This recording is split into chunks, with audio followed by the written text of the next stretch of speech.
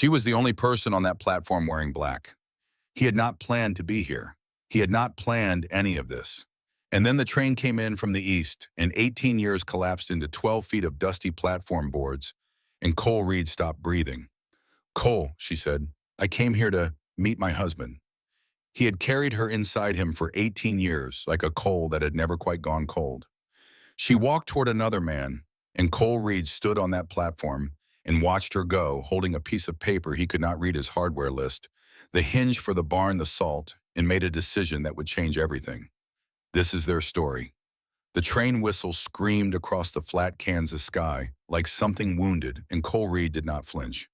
He had been standing near the post at the edge of the Abilene depot for 11 minutes, holding a piece of paper in his right hand that he had not read once. The paper was a list. Hardware supplies. A new hinge for the barn door. 2 pounds of salt. Things a man needed when he ran a small piece of land 2 miles outside of town and kept to himself and did not ask the world for much in return. The paper hung at his side, now forgotten. Because the train was pulling in from the east and the crowd on the platform was pressing forward, the way it always did when the morning arrival came through, and somewhere in the noise and the dust and the July heat that pressed down on Abilene, like a hand pushing a man's head underwater, Cole Reed was standing completely still. He had not planned to be here. He had come for the post office. The post office was not yet open. The train had come, and now here he was holding a piece of paper he could not read because something had stopped working correctly inside his chest. The passengers came down off the train in the usual way. Men in dusty coats carrying bags, women in bright calico and summer cotton shielding their eyes from the glare, children running ahead of their mothers already shouting at each other. The sounds of the platform swelled and overlapped horses stamping in the baked dirt beyond the fence, a wagon driver calling out to someone, a dog barking at nothing in particular. Cole watched none of it. He watched her. She was the only person on that platform wearing black. Not the black of mourning, not the shapeless, dark cloth that women sometimes wore in the weeks after a loss hunched and retreating. This was a dress that had been made with care, cut with intention. The waist was fitted. The sleeves came down to small buttons at the wrist, buttons the color of old ivory. The hem had worn slightly along the bottom edge, where it had dragged against floors and steps and the boards of railway cars over what must have been a long journey. But the dress itself was deliberate, chosen. She had put it on knowing exactly what she was wearing and why. She carried a small carpet bag in her left hand. Her hair was a dark gold, the color of wheat, just before harvest, pinned beneath the brim of a modest hat. She had stepped down from the train, and now she stood on the platform and tilted her head slightly to the right, reading the sign above the depot entrance. Cole Reed stopped breathing. He knew that tilt. He knew the small mole beneath the outer corner of her left eye. He knew the way she held her shoulders back even when she was tired, even when the world had been pressing down on her, as if she had decided somewhere along the way that she would not let it curve her spine. He knew these things the way a man knows the shape of his own hands in the dark, without needing to see them, because they are simply part of what he has always known. He knew her because he had last seen her 18 years ago, standing beside a creek in Tennessee on a summer afternoon that he had carried inside him every day since, like a coal that had never quite gone cold. His lips formed her name before his mind gave permission. Clara. The paper fell from his hand. The July dust lifted it and moved it 2 feet to the left and set it down again. He did not notice. She turned. He watched it happen across the distance between them, watched her face move through its 3 stages in the space of 2 heartbeats. First, the slight furrow of a person trying to place something half familiar in an unfamiliar setting. Second, the sudden widening, the recognition arriving like a key, turning in a lock that had been stuck for years. Third, something else. Something deeper and quieter and more complicated than either of the first 2 things. Something he did not have a name for yet, but felt in the center of his sternum, as if she had reached across the platform and pressed her hand there. "Cole Reed," she said. Her voice was lower than he remembered, steadier, the voice of a woman who had lived through things and learned to keep her footing. "I can't believe it," he said, and he heard how inadequate the words were as he said them, but he did not have better ones. "What are you doing here? How are you even—" He stopped. He started again. "It's been 18 years, she said. 18 years, he agreed. They looked at each other across 12 feet of dusty platform boards, and the crowd moved around them, the way water moves around two stones in a river. And for a moment, the noise of the depot fell away to something distant and muffled like sound heard through water. Then she looked down, just briefly, the smallest movement of her eyes dropping to the boards at her feet and coming back up. He had seen that look before. It was the look of a person preparing to say something true that costs something to say.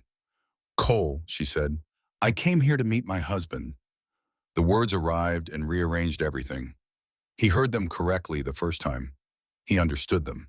But some part of him, some unreasonable and stubborn part, that had apparently been keeping that not quite cold Cole banked and alive for 18 years without his full knowledge or consent, needed a second moment to accept what had been said. "Your husband," he said. "I answered an advertisement," she said. She said it cleanly, without apology, and without performance, the way a person states a fact that is difficult but true. A widower outside Dodge City. He has 2 daughters. He placed an advertisement for a mail-order bride.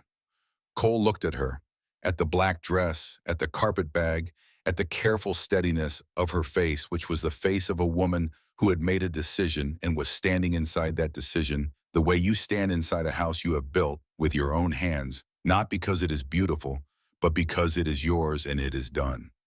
"You came all the way from Tennessee," he said. "My father passed last month," she said.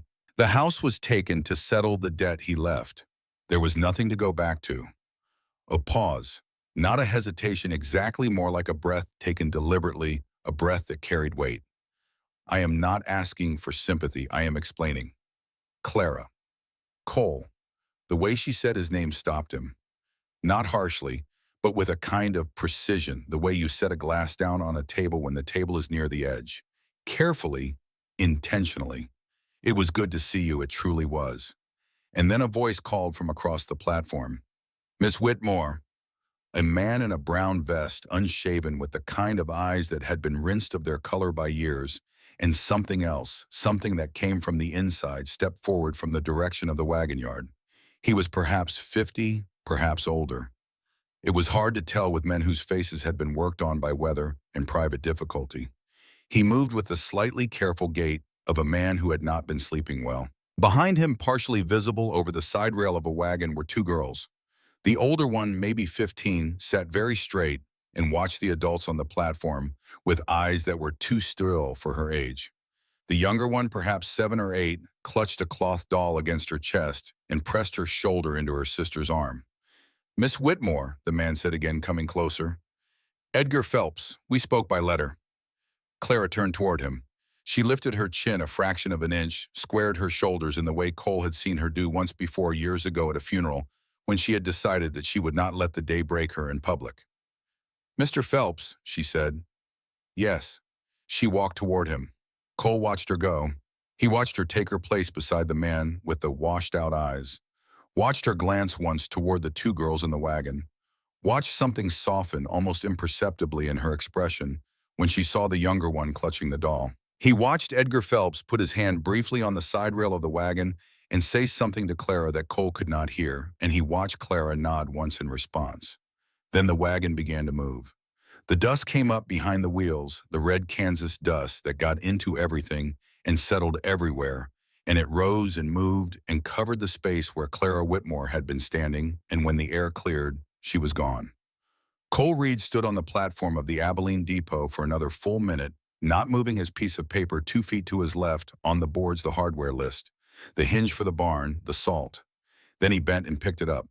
He folded it once and put it in the pocket of his vest, the brown leather vest that he wore over his blue work shirt every day, without thinking about it the way a man wears his own skin. He walked to his horse. He untied the reins. He stood there with the leather in his hands and looked east toward Dodge City, toward the road the wagon had taken.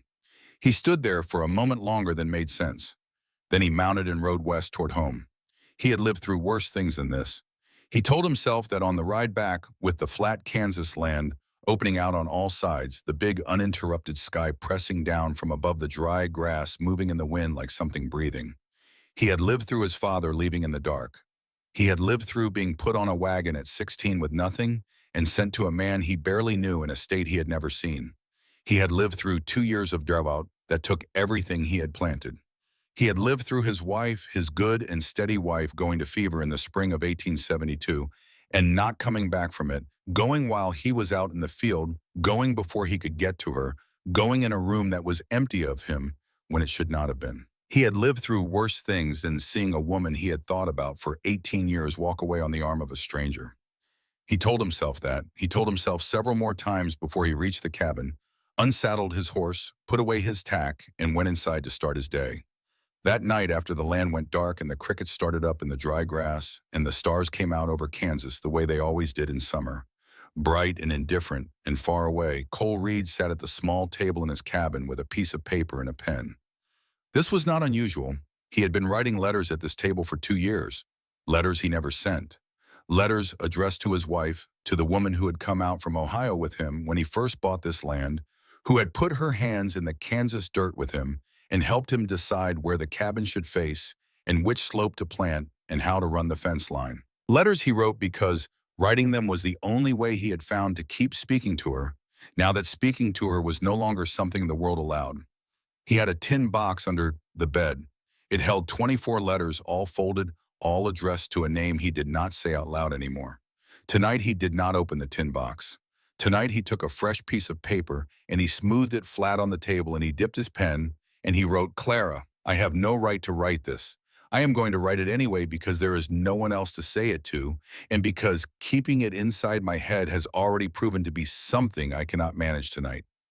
The man you came to marry is in debt to a man named Silas Grove. I heard this from Pete Calloway, who keeps the saloon and who hears everything that passes through this county. Edgar Phelps owes $400, and $400 is more than his land and his cattle, and everything on that property is worth at current prices. He has 6 weeks before the debt is called. You did not know this. You could not have known it. The advertisement he placed said nothing about it because men who are drowning do not mention the water in letters designed to convince someone to come and drown with them. I do not know what Edgar Phelps is at his core. I do not know if he is a bad man or a man who has made bad decisions, and in my experience, those are very different things. But I know what 6 weeks means, and I know that you deserve to know what you have walked into. I am not sending this letter. I have no right. Cole Reed." He put the pen down. He looked at what he had written. He read it through once slowly, the way you read something you suspect is more honest and comfortable. Then he folded it. He did not put it in the tin box under the bed. He set it on the corner of the table, and he looked at it for a while, and then he blew out the lamp and went to bed and lay in the dark listening to the crickets and the wind until somewhere past midnight, sleep finally found him. 3 days later, before first light, Cole Reed went out to the small corral beside the cabin and began saddling his horse. He did this methodically with the focused efficiency of a man who has saddled horses so many times that his hands know what to do without being told. He threw the blanket, he settled the saddle, he tightened the cinch, he checked the bridle. His horse, a brown quarter horse, named nothing in particular, because Cole had never been a man who named horses, stood with the particular stillness of an animal that is waiting to see what happens next.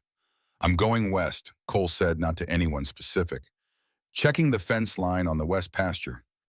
The horse did not respond, which was appropriate because the west pasture fence line was in perfectly good condition and had been for 3 months, and there was no reason whatsoever to check it before dawn on a Thursday morning. The tack shop where he needed to pick up a repaired stirrup was in the direction of Dodge City, which was incidentally the direction of the Phelps property. This was a coincidence. A man could ride past a property while heading to pick up a stirrup. There was nothing unusual about that. Cole finished saddling his horse.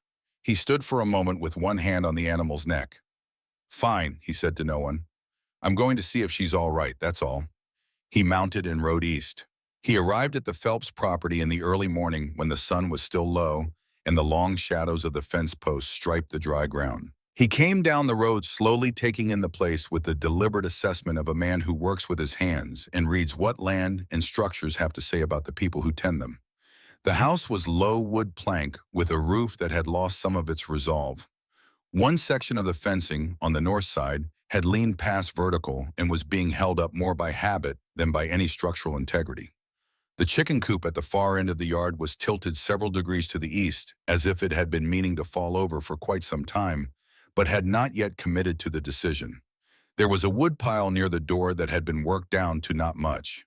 There were two small garden beds near the south wall that had been started, and then not finished, the soil turned, but not planted. The whole property had the particular look of a place that was doing its best, but had been short on hands and shorter on energy for longer than it should have been. Cole tied his horse to the post at the gate. Clara was hanging laundry in the side yard.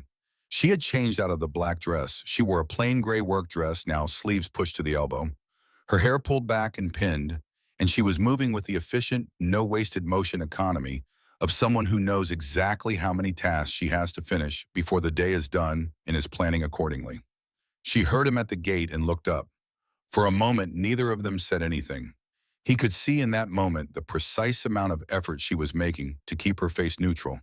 Not cold, not unwelcoming, just held in the careful arrangement of a woman who has decided that she will not let every feeling she has show on her face to every person she encounters, because that kind of openness is a luxury that not everyone can afford.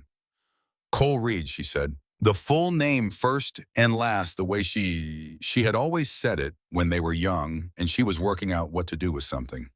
Did you get lost? Your fence on the north side is about to go down, he said. She looked at him steadily. And your coop is tilted, he added. I know. I have wire in my saddlebag. She looked at him for another moment. Then she set down the shirt she had been holding and picked up the next piece of wet laundry from the basket, shaking it out before pinning it to the line. I'm not going to tell you it's not your concern, she said, because clearly it is not, but I'm also not going to tell you to lie. He took that as permission, which he supposed it was in its way. He went to work. He found tools in the small shed behind the house, a hammer and a jar of nails and some wire that had been coiled and hung on a peg, and he went to the north fence and began sorting out what needed to be done. The posts were still solid in the ground. It was just the rails that had worked loose, two of them sagging and one that had come free entirely. He set them back, drove the nails, ran wire where the nails alone would not be enough. While he worked, he heard the two girls come out of the house. The younger one, the one who had been holding the doll at the depot, came directly across the yard toward him in the purposeful way of a child who has decided she is going to do something and has not yet learned to second-guess herself. What are you doing? She said. Fixing your fence. Why is it broken? Things break, he said. That's what they do. You fix them. She considered this with the gravity of someone receiving genuinely new information. What's your name? Cole. I'm Lucy, she said. My sister is Nettie. She won't come over because she doesn't talk to strangers. But she's watching you. Cole glanced toward the house without making it obvious. The older girl was sitting on the step with a book open across her knees, but the book was upside down. That's all right, he said. She doesn't have to come over. Lucy watched him work for a while in comfortable silence. Then she said, Can you catch grasshoppers? I can. Will you catch me one? He caught her three, holding them gently in his cupped hands and letting her peer in through the gap between his fingers before he opened his hands and let them go one at a time. She shrieked and laughed each time and then immediately asked for another one. He was repairing the section of coop wall when the sound of hooves announced Edgar Phelps coming back from wherever he had been. The man came into the yard on a bay horse that looked tired in the way horses look when they are ridden by someone who is not paying attention to them. He dismounted, looped the reins over the rail, and looked at Cole without particular expression. Phelps, Cole said. He offered his hand. The handshake was brief. Edgar's grip was the grip of a man present in body, but somewhere else in mind. He looked at the repaired fence section, then at the mended coop, then at Cole, not with suspicion, exactly more with the faint confusion of someone who cannot quite locate the reason for what he is seeing. Cole Reed, Cole said. I've got a place 2 miles up the road. Saw your fence was down on the way past. Said Edgar. He looked at Lucy, who had returned to chasing a spotted hen around the yard. All right, appreciate it. Then he went inside and closed the door. Cole finished the last of the coop repair. He gathered the extra nails back into the jar and returned the tools to the shed. Clara was still at the laundry line working through the basket. He crossed the yard toward her. She did not look up immediately. She pinned a child's dress to the line, smoothing the shoulders, then reached into the basket. You're leaving, she said. Not a question. Yes, thank you for the fence. It needed doing. They stood in the quiet of the side yard, the laundry moving in the small, warm wind, Lucy's voice carrying from the other side of the house where she had apparently cornered the hen against the water trough. Clara, he started. Don't, she said, not unkindly. He stopped. She finished pinning what was in her hand, then finally turned to look at him. Her eyes were the same green, and he remembered the color of the shallows in a creek before the water deepened, and they were steady on his face the way they had always been, with that quality of looking at something and actually seeing it that had unsettled him when he was 16 and unsettled him now. I made a decision, she said. I know what it looks like from the outside. I know what you must think.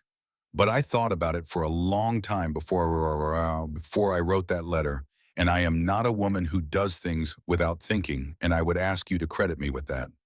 I do, he said. I never thought otherwise. Something moved across her face, quick and complicated, and then it was gone. You should not come back, she said. He looked at her. Why, she looked toward the house and then back at him, and for just a moment, the careful arrangement of her expression loosened the way a door loosens in its frame just before it opens. Because she said quietly, if you keep coming back, I might ask you to stay. The words sat in the air between them. Cole did not move, did not speak. The warm Kansas wind moved the laundry on the line. Good evening, Cole, she said. She picked up her basket, turned, and walked toward the house. He watched her go. He watched her step up onto the low porch and pause with her hand on the doorframe, and he thought for a moment that she might look back. She did not. She went inside. He stood in the yard for a moment longer, listening to the sound of the place, the hens somewhere, the creak of the door, Lucy's voice from around the corner asking someone something. Nettie's reply too low to make out. Then he went to his horse, untied the reins, and mounted. He rode home in the last of the light, and the thing inside his chest was not the nothing he had been telling himself it was. 2 days after his visit to the Phelps property, Cole Reed sat on a stool at Pete Calloway's bar in the early evening, nursing a coffee he had ordered because it gave him a reason to sit somewhere other than his own cabin with his own thoughts, and he listened. Listening was something Cole was good at. He had learned it young out of necessity, the way some people learn to be invisible when they are children, because being visible in their particular household had consequences. He had kept the habit long after the necessity was gone. Most people, he had found, said more than they intended to in places like this, where the drinks were familiar and the hour was easy and the company encouraged the loosening of what was usually kept tight. Pete Calloway, who had run this establishment for 11 years and who had the particular combination of discretion and omniscience that characterized the best saloon keepers, was wiping down the bar at the far end with the slow, deliberate strokes of a man who is listening to a conversation happening 3 seats away and cataloging it without appearing to. The conversation 3 seats away was between 2 men Cole knew by sight, a cattle buyer named Williston and a land agent named Grubb, and they were talking about Silas Grove. Cole took a slow sip of his coffee and did not look at them. Grove's not going to wait the full term, Williston was saying. You know how he works. He finds the clause that lets him move early, he moves early. The Phelps situation, Grubb said. Phelps signed a note with a clause in it that most men would not have caught if they were not lawyers, and Phelps is not a lawyer. Clause says Grove can accelerate the full amount if Phelps fails to make any monthly payment, and Phelps missed April. What does Grove want with that land? A pause. The sound of a glass being set down. The railroad, Williston said. I heard it from my cousin who heard it from someone in Topeka. The survey ran through that whole section of the county last fall. The line is going to be announced in 4 months. Grove knows. He has a friend in the land office. Cole set his coffee cup down on the bar with a care that required effort. He had known about the debt. He had not known about the railroad. He had not known that Edgar Phelps' land was sitting on top of something that would be worth 10 times its current value in 4 months. He had not known that the man who held Edgar's debt had known this before Edgar signed his name to anything. Edgar Phelps was not just in debt. Edgar Phelps had been maneuvered into debt, placed exactly where a man with money and information and patience had needed him to be at exactly the right time, so that in 4 months, Silas Grove would own land worth a fortune without having done anything that could be called illegal in any court in the state of Kansas. And Clara Whitmore had walked directly into the center of it in a black dress with ivory buttons, carrying a carpet bag. Cole left money on the bar for the coffee he had barely drunk. He nodded to Pete Calloway on his way out. Pete nodded back. He rode home in the dark. At his table that night with the lamp turned low, Cole Reed wrote another letter he did not send. Clara, there is something else you should know. The land you are living on is worth more than anyone has told you, or more precisely it will be. The railroad is coming through this section of the county. The survey has already been run. The announcement comes in 4 months. A man named Silas Grove holds your husband's debt, and he knew about the railroad before Edgar ever signed his name to anything. He has been waiting. He does not want the debt paid. He wants the land at the price he will be able to sell it for when the railroad comes. This means 6 weeks is not a deadline for payment. It is a deadline for displacement. You are not living inside a marriage gone wrong. You are living into a plan that was designed before you arrived. I am not sending this letter because I do not know how to send it without it being something other than a letter. I do not know how to say this to you without it also being a way of saying other things that I have not been asked to say. But if you knew, you would know what to do. You always did. Cole. He folded the letter and set it on the corner of the table where the first one had been. 2 letters now, neither of them sent. He went to bed and he did not sleep well, and in the morning he rose before light and went out to the corral and stood with his hand on his horse's neck and looked east. The sky was gray at the edge, the first thin line of coming light. He thought about 2 girls in a wagon, one of them holding a cloth doll, one of them with a book upside down across her knees. He thought about a woman in a black dress pinning laundry in the Kansas wind, saying the things she meant without saying them directly, because that was how she had always spoken in the space between words, in the weight of a pause, in the way she tilted her head to the right when she was reading something and considering it. He thought about a creek in Tennessee and a summer afternoon that had not ended the way either of them could have planned for. He tightened his jaw. He went inside and made coffee. On the 7th morning after he had stood on that platform and watched her walk away, Cole Reed was splitting firewood in the side yard of his cabin when he heard the sound of hooves on the road. He set the axe down. The rider came through the gate at a walk, a brown horse that Cole recognized after a moment as the one he had seen in the Phelps yard, the old steady one, the one that looked like it had been doing its job without complaint for a long time. The rider was Clara. Behind her, sharing the horse because there was only the one, were the 2 girls. Nettie sat behind Clara with both arms around her waist. Lucy sat in front, held against Clara's arms, still clutching the cloth doll. Clara's hair was loose under her hat. Her gray work dress had road dust on it. Her face was the face of someone who has made a decision in the last several hours that cost something and has arrived at the moment of acting on it. Cole walked to the gate. Clara looked down at him from the horse. In her left hand, she held a folded piece of paper. Edgar left 2 nights ago, she said. He did not say where. This morning, a man came to the door before 7 o'clock. He left this. She held out the paper. Cole took it. He read it. It was a notice of accelerated debt collection under Clause 7 of the Phelps lending agreement, signed by a representative of Silas Grove, notarized, dated correctly. 7 days to vacate or settle the full amount of $400 plus fees for a total of $442. He folded it back along its creases. Is there anything left in the house you need to go back for? He said. Clara looked at him. He had said it in the same tone he used to say most things, the level, deliberate tone of a man discussing something practical. Something that has a practical solution that he intends to work toward, because that is what you do with practical problems. Our things are on the horse, she said. Then come inside, he said. I'll put on water. He reached up and lifted Lucy down, first setting her on the ground where she looked up at him with the frank, evaluating look of a child deciding whether she trusts someone. He offered her his hand. She considered it for a moment, then took it. He helped Clara down next. She landed lightly, steadied herself with one hand brief on his arm, and then stepped back. He could feel the effort in her, the way she was holding herself together. Not with tension exactly, more with the concentrated deliberateness of a person who has decided that they will hold and intends to keep that decision. Clara carried the carpet bag herself. She had carried it the entire way from Nashville, and inside it, beneath the folded clothes and the spare thread, and the things a woman takes when she is taking everything she has, was a small wooden box that had belonged to her mother. She did not mention it. Some things you carry without explaining. Cole held the door. Clara stepped through first. At the threshold, she paused half a second, her hand on the door frame.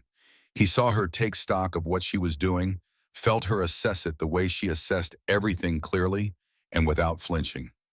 Then she stepped fully inside. The girls followed. Cole pulled the door to behind them. Outside, the Kansas wind moved through the grass of the yard, the dry summer grass bending it in long, slow waves toward the east.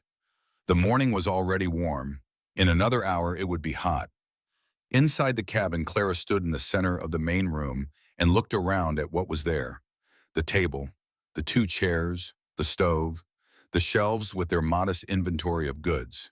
The door to the small room at the back, the one he had been using for storage, that had a window on the east wall. "There is a room in the back," he said. "It gets the morning light." She turned and looked at him. He looked back. In the plain light of the cabin, with the weight of the morning on them both, and the piece of paper in his hand, and the two girls standing quietly behind her, the thing between them was not simple, and it was not small, and neither of them pretended otherwise. "I do my own share," she said. "I know that. This is not charity. I know that too." Nettie's voice quiet and precise. "Does the room in the back have a lock on the door?" Cole looked at the girl. She was watching him with those two still eyes. "It doesn't," he said, "but I can put one on today if you want." Nettie considered this. "Yes," she said. "Please." "All right," he said, "I'll put one on." Lucy had drifted to the window that looked out on the yard and was pressing her face against the glass, looking out at the horse still standing at the gate. "Is that horse staying too?" she said. "If you want." "I want," she said. Something shifted in Clara's face. Not breaking, but a small release, like a breath held very long, finally let out like a fist held very tight, that opens just enough to show the palm. She looked at Cole with the look of a woman who has learned not to expect things and has found herself against expectation face to face with something that might be real. "Put the water on," she said. "I'll find the cups." He moved to the stove. She moved to the shelf. And for the first time in 2 years, Cole Reed put water on for more than one person. The water took a long time to boil. Cole noticed this the way a man notices things when his mind is working on something else entirely, peripherally, without real attention. He stood at the stove and listened to the sounds of the cabin behind him. The soft knock of Nettie setting items from the carpet bag onto the bench. Lucy's breath against the window glass. The small adjustments of Clara, moving through a space that was not hers yet, opening the cabinet carefully, finding the cups without being told where they were, because she was the kind of woman who found things by looking at where things logically ought to be. He was aware of her the way you are aware of weather coming, not with alarm, with attention. When he turned with the pot, she had set 3 cups on the table and was standing with her hands at her sides, looking at the room. The way someone looks at a problem they are deciding how to approach. Not overwhelmed, assessing. He poured. She sat down across from where he would sit, and he sat, and for a moment neither of them said anything.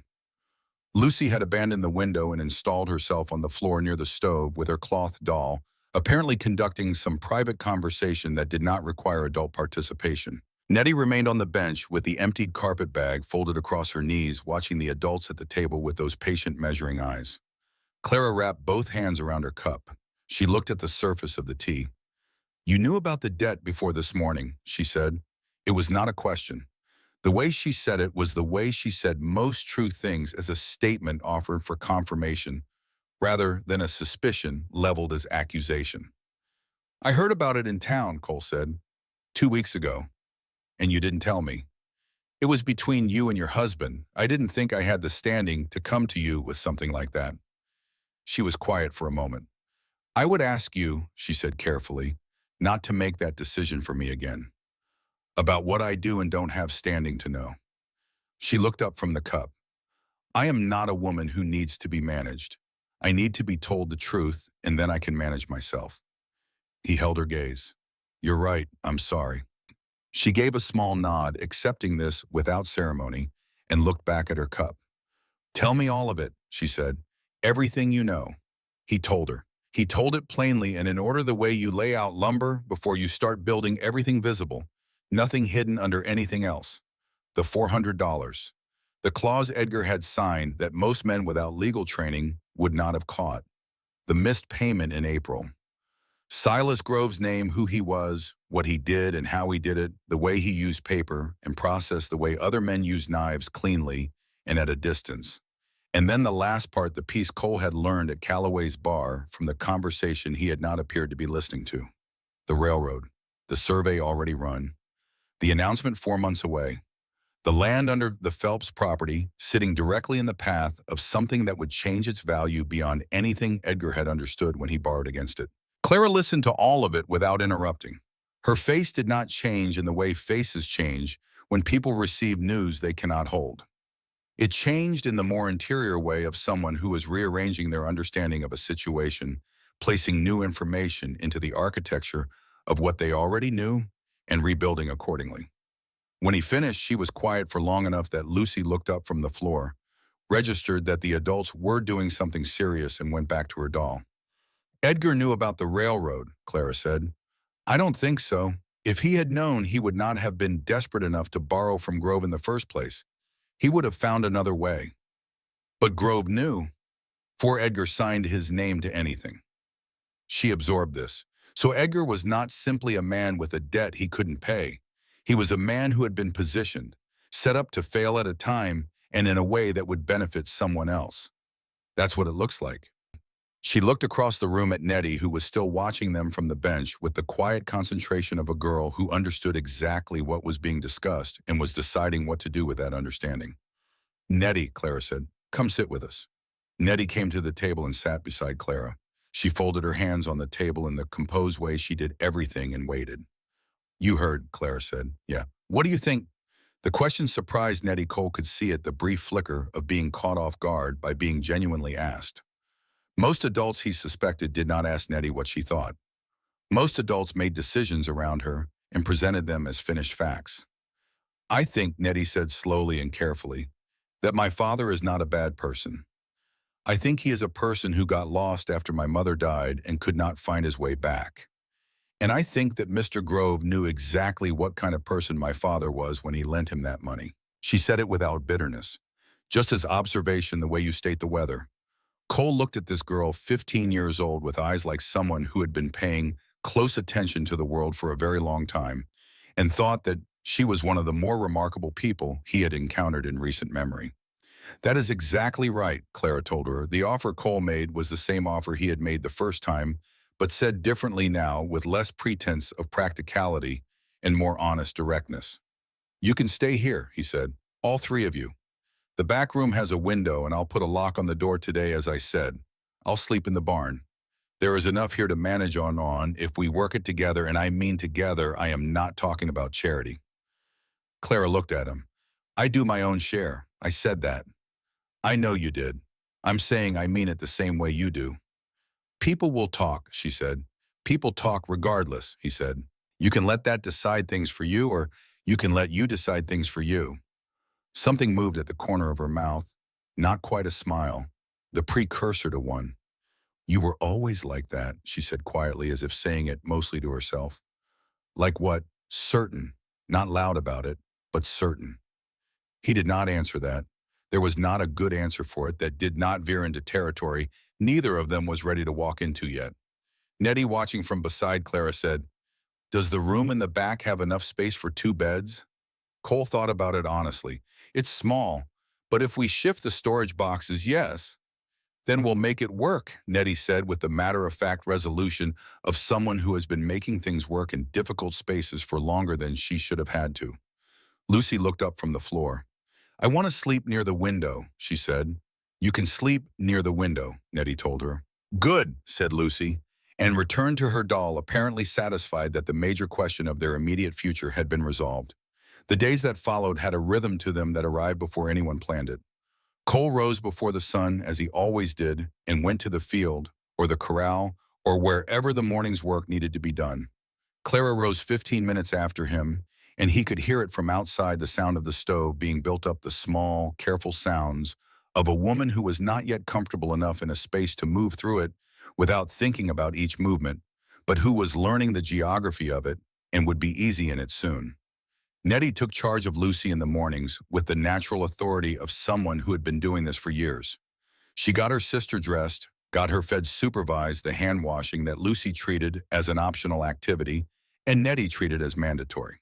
Then she sat with Lucy at the table and taught her letters using a stub of pencil and the backs of old receipts Cole kept in a tin on the shelf because there were no other writing materials, until Clara on the third day organized the existing supplies and made a list of what was needed, and Cole went to town and came back with a proper writing tablet and 2 pencils and a primer he had found at the back of the general store. Nettie looked at the primer when he set it on the table and then looked at Cole. "Thank you," she said. "It's nothing," he said. "It's not nothing," she said, simply, as if correcting a factual error. Cole went back outside. On the fourth afternoon, Lucy followed him to the horse corral and stood on the bottom rail of the fence to watch him work her chin on the top rail and asked him the questions that Lucy asked, steady and relentless and genuine, the questions that only made sense if you understood that she was not making conversation, but actually trying to understand the world. Why did the horse stamp its left foot and not its right when it was annoyed? Was the color of a horse's coat connected to its personality? Did horses dream? If they dreamed, what did they dream about? Cole answered all of them. He did not talk down to her, and he did not rush her, and he did not tell her to go inside. He answered each question as fully and honestly as he could, and when he did not know the answer, he said so. And Lucy received this admission with the same seriousness she received the answers, filing it away, moving to the next question. From the garden bed on the south side of the house where Clara had begun the work of putting in the vegetables that the soil and the season still allowed, Cole could feel her watching. He did not look over. That evening after supper, after Lucy had fallen asleep in the back room and Nettie had taken her book to bed, Cole came in from checking the corral and found something on the table he had not put there. A cup of coffee, still hot. A piece of cornbread cut square. He stood and looked at these things for a moment. Clara was in the back of the house. He could hear the small sounds of her moving in the room she shared with the girls. He sat down and he drank the coffee and he ate the cornbread, and he did not say anything to her about it that night or any night after, because there were some things that did not require words and were in fact diminished by them. On the fifth day, Edgar Phelps came back. Cole was splitting wood in the side yard when he heard the horse on the road. He set the axe in the chopping block and waited because something in the sound of the approach told him what was coming.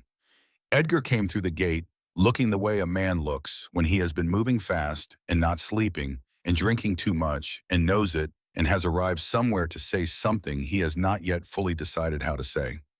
His clothes were the same ones he had been wearing when he left. His face had that particular worn and scoured quality that certain kinds of difficult days produce in men who are not built for difficulty. Cole waited. Edgar stopped his horse and looked at the house and then at Cole. "I need to speak to my wife," he said. "She's inside," Cole said. "I'll get her." He went to the door and knocked once. "Clara." She came out in a moment, wiping her hands on a cloth, and stopped on the step when she saw Edgar. Her face did not change. She took in the state of him with one swift, comprehensive look. The look of a woman who has learned to read the condition of a person at a glance and knows what each condition means. "Edgar," she said. He got off his horse. He did not come closer. He stood beside the animal with one hand on its neck, and Cole had the impression that he was using the horse somewhat as he might have used a wall. "I went to Dodge City," Edgar said. "Grove's man found me there. Bart Collis." He stopped. "I had a choice. Collis said I could go before the circuit judge on a collection complaint, which would mean a hearing in Topeka and probably 6 months of process and a judgment that would end the same way. Or I could sign." "Sign what?" Clara said. Another pause. Longer. "A deed of transfer," Edgar said, "for the property." The yard was very quiet. The horse moved 1 foot. Lucy's voice came muffled from inside the house, talking to Nettie about something. "You signed the land over," Clara said. "It was not a question." "I had no way to pay it," Edgar said. $442. There is no version of that where I come out with the land intact. This way, at least there is no court case, no sheriff's involvement, no warrant." "There is also no home," Clara said. Edgar looked at his hands. "I know. Nettie and Lucy have nowhere to go." "I know that too." Cole stood to the side and listened and did not speak because this was not his conversation to enter. He watched Edgar's face while Clara spoke, and what he saw there was not the face of a villain or even a coward exactly. It was the face of a man who had been losing ground for long enough that he had stopped being able to imagine what winning might look like, and who had made one more decision in a long series of decisions made from that hollowed-out, diminished place. That did not make it right. It just made it what it was. "Nettie and Lucy stay here," Clara said. The word stay carried weight, the weight of a decision that had already been made, not the weight of a request. "Until you can show me, not tell me that you have a stable place to bring them, that you have stopped drinking for a period of months, not days, and that you are in a condition to be their father rather than their responsibility. Until then, they stay." Edgar looked at her. He looked at Cole. He looked back at Clara. "You can't just," he started. "I can," Onan, she said, "because the alternative is that two children with no mother follow a man who cannot take care of himself across the state of Kansas, and I am not willing to allow that to happen." It was not said with heat. Heat would have been easier for Edgar to argue with. It was said with the flat certainty of a woman stating something she has already completely decided. And the certainty was the thing that stopped him. He stood there for a bonnied moment in the yard of another man's property beside a horse that was waiting patiently for him to make up his mind. Then something in his face did the thing that faces sometimes do when the fight that has been holding them in a particular shape leaves. Not a collapse. More like a slow settling, the way a structure settles when it gives up the tension that was keeping it rigid. His shoulders went down half an inch, his jaw unclenched. He did not look at Cole again. He looked at the house, and Cole understood that he was thinking about the girls inside it, specifically about Nettie, and the way Nettie looked at him with that clear and unbearable patience. "All right," Edgar said. He got back on his horse. He rode out of the yard without another word, and the gate swung on its repaired hinge behind him, and the dust came up and settled. Clara stood on the step and watched him go. She did not move until the sound of his horse was gone. Then she turned and went back inside and closed the door. Cole stood in the yard alone. After a moment, he picked up the axe. He split wood for another hour, working through the rhythm of it, the lift and the fall, the clean splitting sound, the satisfying geometry of a log coming apart along its grain. When the pile was done, he stacked it, and when the stacking was done, he washed his hands at the pump, and when his hands were clean, he stood for a moment with water dripping from his fingers and listened to the ordinary sounds of the house. Lucy's laugh, Nettie's lower voice beneath it, the small domestic percussion of Clara moving in the kitchen. He went inside. 4 nights after Edgar's daytime visit, a sound pulled Cole out of sleep. Not a crash, not a shout, just hoofbeats arriving at a speed and stumble that did not belong to a sober horse or a sober man. He was outside before he had fully decided to get up. Edgar came through the gate leaning rather than riding the horse, doing the better part of the work. He was drunk in the deep and thorough way of a man who had been at it for most of a day. He had a piece of paper in one hand, though what it said and whether he remembered what it said were two different questions. "My girls," Edgar said to the yard, to the dark, to no one and everyone. "I want to see my girls." Cole stepped in front of him. "They're asleep. Come back when you're sober." "I have a right."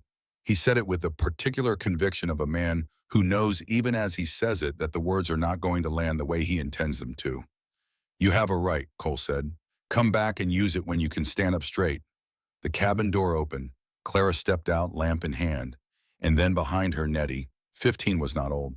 But Nettie had stopped being only 15 somewhere in the previous year, somewhere between her mother's death and the long months of managing what her mother's death had left behind. She stood on the step and looked at her father in the dark yard, and Edgar, who had been arguing with the fact of Cole's presence, stopped when he saw her. The silence lasted long enough that the horse moved one foot and resettled. "Pui," Nettie said. She had not called him that in a long time. The word arrived in the yard like something thrown with care, not to hurt but to reach. "I know you're trying. I have always known that." Edgar looked at his Dawson. He was drunk enough that his face could not hold anything complicated, and what it showed instead was the simplest thing underneath all the complicated things, the thing that had been there since Margaret died, and that the drinking had been covering and not covering at the same time. "I don't know how to do this," he said. "I know," Nettie said. "But the way you're doing it right now is not helping you get it to the part where you learn." Edgar stood with his horse in the dark yard of another man's property and heard his daughter say the truest thing anyone had said to him in years. He did not argue. He did not get back on the horse immediately. He stood for a while with his hand on the animal's neck, looking at Nettie, and then he looked at the lamp Clara held, and then at the dark cabin behind them where Lucy was presumably asleep. Then he mounted carefully and rode out. Cole watched the gate and then looked at Nettie. She was still on the step. She had both hands at her sides, her posture the same straight posture as always, but her face had the quality of something held very carefully together. Clara put her hand on Nettie's shoulder. Nettie let her. 3 nights later, Cole was sitting on the front step in the dark, the way he sometimes did when sleep was not arriving, when the screen door opened behind him and Clara came out. She had a blanket around her shoulders against the night air. She sat down on the step beside him, not close but not far either, and they sat in the way that two people sit when they have been sharing a small space for almost a week and have developed an unconscious ease with each other's proximity. The stars were enormous. Kansas stars always were in August, pressed down low and brilliant, more stars than sky. She did not say anything for a long time. Neither did he. The crickets were loud in the grass. Then she said, "Cole, I want to ask you something true." "Ask. Why are you doing this?" He had known the question was coming. Not this specific night, but soon. And he had been working on the answer for days, aware that there were several versions of it, some more honest than others, and that she deserved the most honest one. "Because I was standing on that platform," he said, "and I saw you step off that train, and I remembered everything. The creek, the summer your mother died, and you sat by the water every afternoon, and nobody knew what to say to you, and I didn't know what to say either, so I just sat beside you. The day you kissed me and ran. I remembered all of it in about 3 seconds." He paused. "And then I watched you walk toward a man you had never met, to a life you did not choose for any good reason, except that there was nothing left behind you. And I thought that if I let that happen without doing anything at all, I would not be able to live with myself. Not because you need me, because I was there and I knew what I knew, and doing nothing when you know something is its own kind of decision." The crickets continued. Clara was looking at the stars. "You remember the creek," she said. "Every part of it." "I ran because I was 13 and I thought my heart was going to come through my chest." "I know. I thought about it for a long time afterward, whether you remembered." "I did." She pulled the blanket a little tighter. Not against the cold, he thought, against something else. "Cole," she said, "I need to tell you something true back." "Tell me." I was not surprised to find myself in this situation. Not the specifics of it, not Edgar, not the debt, but the shape of it. The feeling of being in a place that was constructed around me without my participation. I have been in that shape before. She paused. "What I came here to say is that I am not going to be in it again. Whatever happens next, whatever decisions are made about my life, I am going to be the one making them. Not because of pride, because I know now what it costs when you let someone else do that for you." "I understand," he said. "I know you do," she said. "That's why I'm telling you." They sat in the starlight for a while longer. Lucy made a small sound from inside the half sound of someone adjusting in sleep.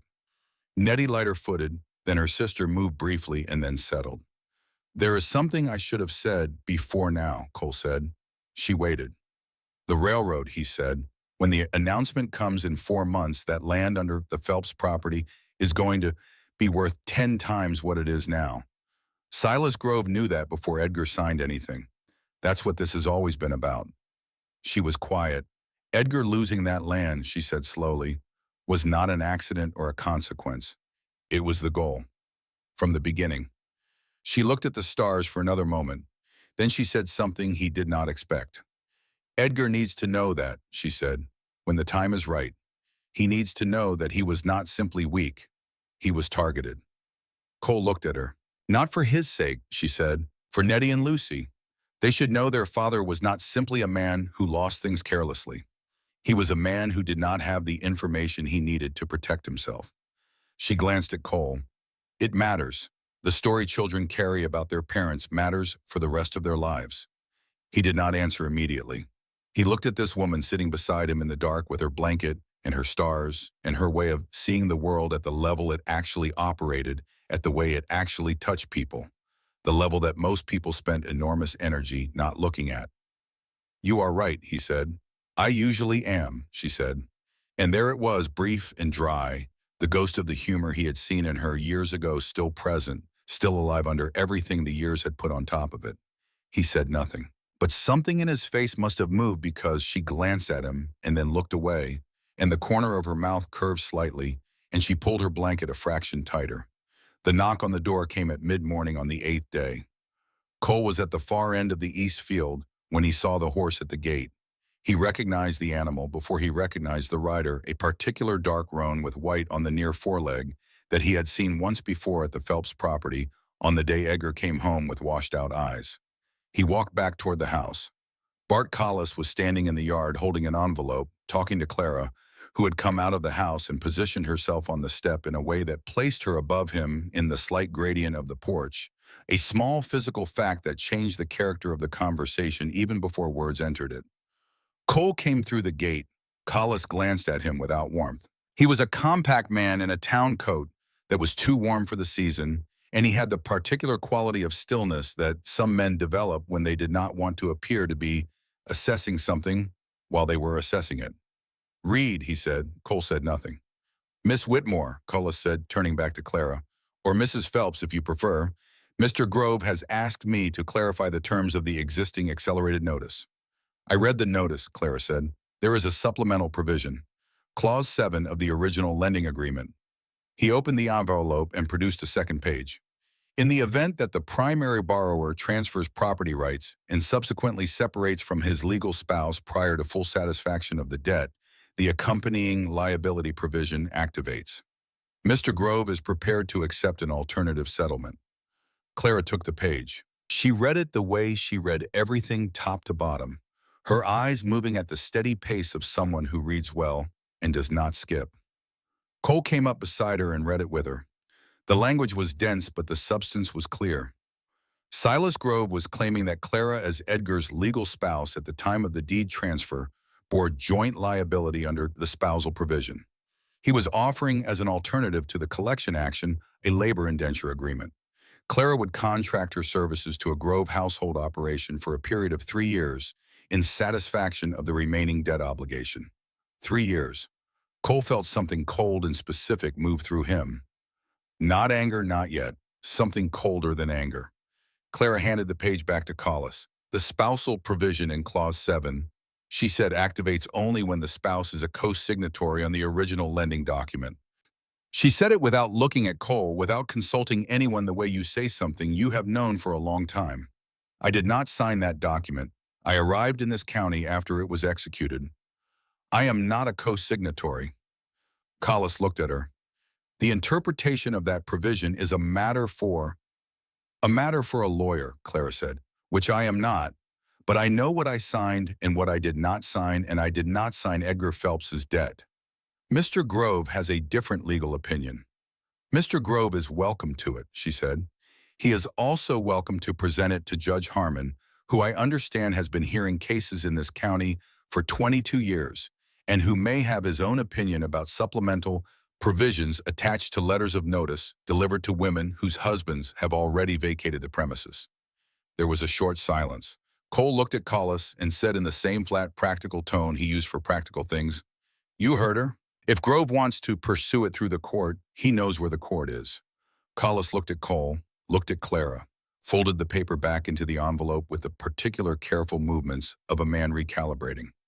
10 days, he said. Mr. Grove will want an answer in 10 days. Mr. Grove will get what the law says he's entitled to, Clara said, which I'm prepared to discuss with Judge Harmon at his earliest convenience.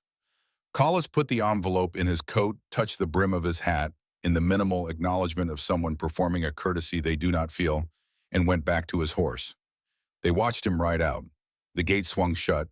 Then Clara turned to Cole, and for just a moment the precision of her expression let go of itself. Not collapse, not relief exactly. More the look of someone who has been holding a very heavy thing with both arms and has just set it down on a solid surface. Do you know Judge Harmon? She said. I do. He comes into Calloway's on the last Thursday of the month and drinks 1 glass of rye and reads the paper and does not talk to anyone. Is he honest? Cole thought about the judge's face, 20 years of Kansas Circuit Court, in the lines around his eyes. He is the kind of honest that makes certain kinds of men uncomfortable, he said. Something moved across Clara's face. Brief warmth, the precursor to something she pulled back before it fully arrived. Go see him, she said, today if you can. Judge Harmon's office was at the back of the courthouse, a room that smelled of old paper and tobacco and the particular arid dust of documents that had not been moved in years. The judge himself was a spare man of 60, white mustache, the hands of someone who had spent decades writing. He received Cole without ceremony and listened without interrupting. When Cole finished, the judge picked up the document Collis had left, which Cole had persuaded Clara to let him bring, and read it with the slow, comprehensive attention of someone who reads legal language the way musicians read notation, hearing it as well as seeing it. He set it down. Clause 7, he said, is written to apply to a spouse present at the time of execution. Mrs. Phelps arrived in this county after the document was signed. She is not a co-signatory and cannot be compelled under this provision. That is my reading. Can Grove challenge that reading? He can, in Topeka.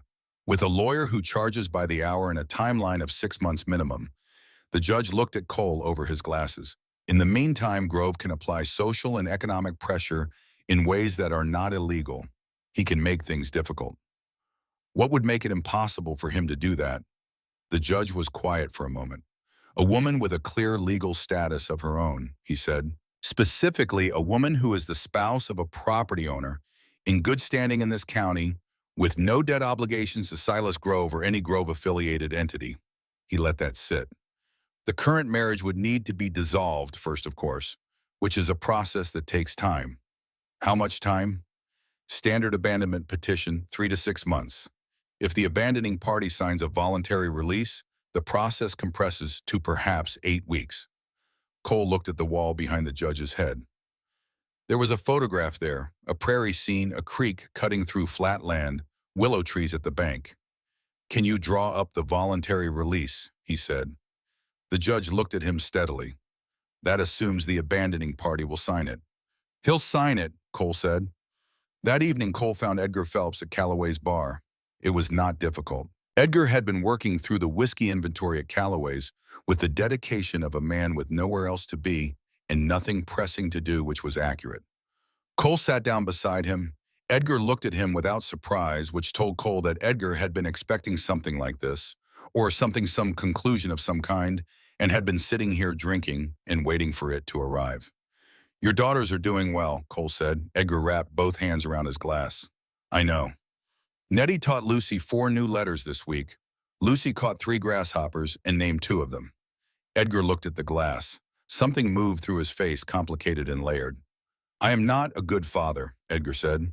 I know that. I have known it since Margaret died. I did not know how to be what I was supposed to be after she was gone, and I did not know how to learn. And I use liquor because liquor is the most available option for men who do not know how to feel what they are feeling. That's honest, Cole said. It's the most I've managed lately. Cole was quiet for a moment. Then he said, Edgar, I need to tell you something about your land. Edgar looked at him. Cole told him about the railroad, the servo, the 4-month announcement, Silas Grove's contact in the land office. The whole architecture of it laid out the same way Clara had laid things out on the table in his cabin that first morning, clearly nothing hidden. Edgar listened. His hands wrapped around the glass went very still. When Cole finished, Edgar sat without speaking for long enough that the bartender came by and Cole waved him off. He knew, Edgar said finally, before you signed. He knew what that land was going to be worth. And he lent me money he knew I couldn't pay back with a clause he knew I wouldn't understand to get it. Yes. Edgar set the glass down. He looked at it. He looked at the bar surface. He looked at some middle distance that contained whatever it was he was working through. I thought I was stupid, he said. I thought I was weak and stupid, and that was why I lost everything.